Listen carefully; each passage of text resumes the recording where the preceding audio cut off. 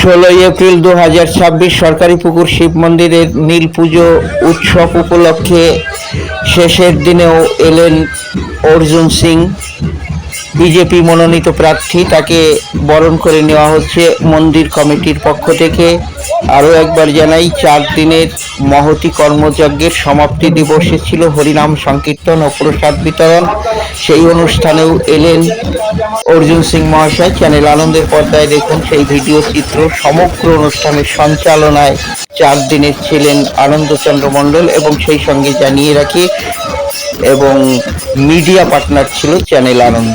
এই মুহূর্তে আমরা অর্জুন সিংকে দেখাচ্ছি, তিনি এসে ঠিক কি কি করলেন সেই বিষয়টা আমরা অতি সংক্ষিপ্তভাবে তুলে ধরছি আমাদের চ্যানেল আনন্দের পর্দায়। দেখতে থাকুন চ্যানেল আনন্দের পর্দায় সেই ভিডিও চিত্র যেখানে অর্জুন সিং এলেন এবং মতুয়াদের সঙ্গেও মিশলেন। তার একটা প্রকৃত চিত্র আমরা চ্যানেল আনন্দের পর্দায় এই মুহূর্তে দেখাচ্ছি।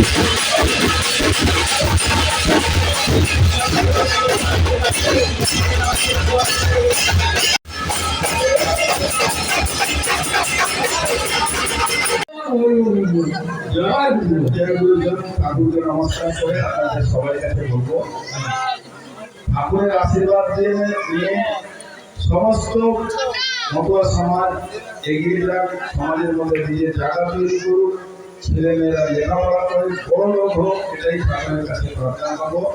সবাই ভালো থাকুন, সুস্থ থাকুন, আগামী দিন আবার দেখা হবে। ধন্যবাদ।